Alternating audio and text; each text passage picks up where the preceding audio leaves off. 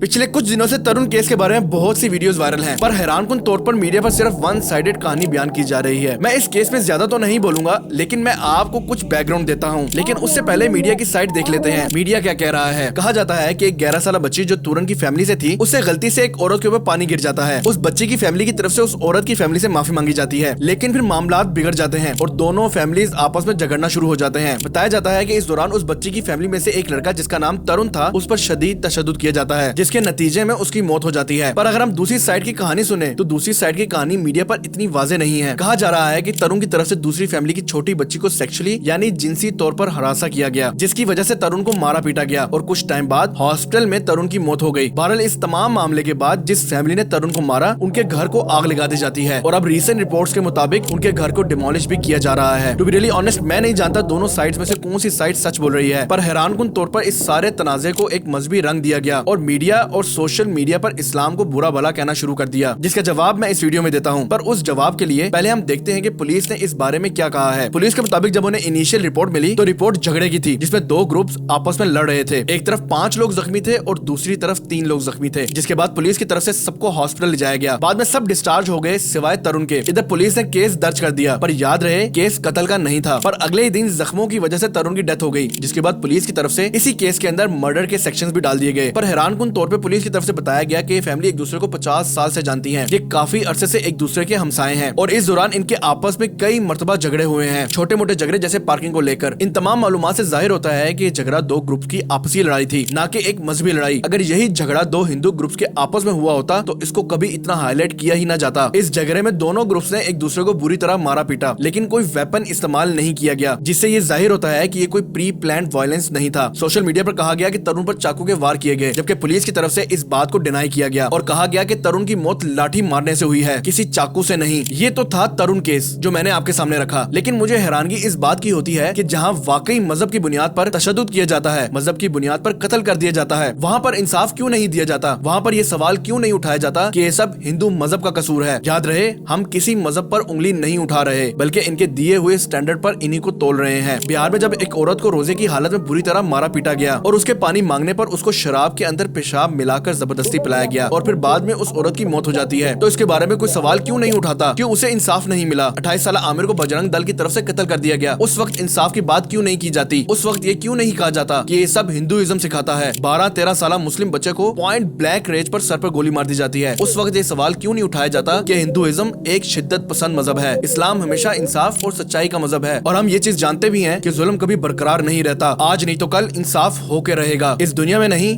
तो आखिरत में।